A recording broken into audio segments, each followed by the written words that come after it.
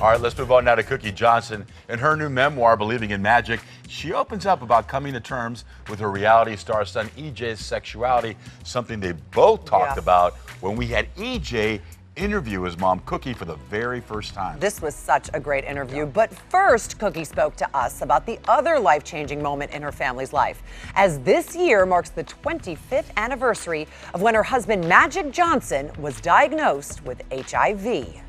I look back and I go, both of us, we're like, it's been 25 years. Because of the HIV virus that I have attained, I will have to retire from the Lakers. That's another reason why I wrote the book. I'm like, we've come so far in 25 years. The power of unconditional love. In her new memoir, Believing in Magic, Cookie talks candidly about sticking not only by Magic's side, but also supporting their son EJ's sexuality. And for that, we invited him to ask the questions. This is so weird that I'm interviewing you right now. I know. You're like Diane Sawyer. So in the book you mentioned how you always knew I was different. How did you feel kind of watching me not conforming to traditional norms? Yes. Well, you know, in the beginning, I thought, oh, well, maybe it's just a phase he's going through. But then one day it just hit me when I saw you playing with your sister's dolls and you were so happy. Why should I make him do something he doesn't really like doing?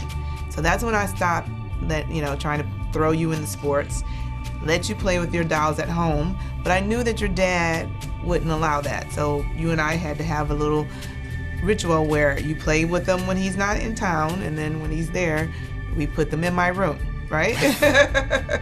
When I was like 13, it was 14 or 15 or whatever, when we actually did sit down and talk about it. We were on that trip in Hawaii and there were boys and walking around without shirts on, and I was obviously and you staring. Were, But salivating. I mean, okay, excuse you.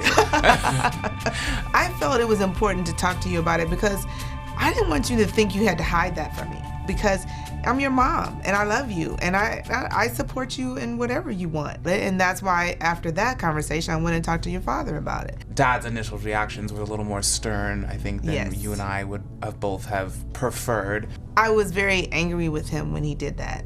And I told him so that night because, you know, this is who you are and there was no reason to make you feel bad about it.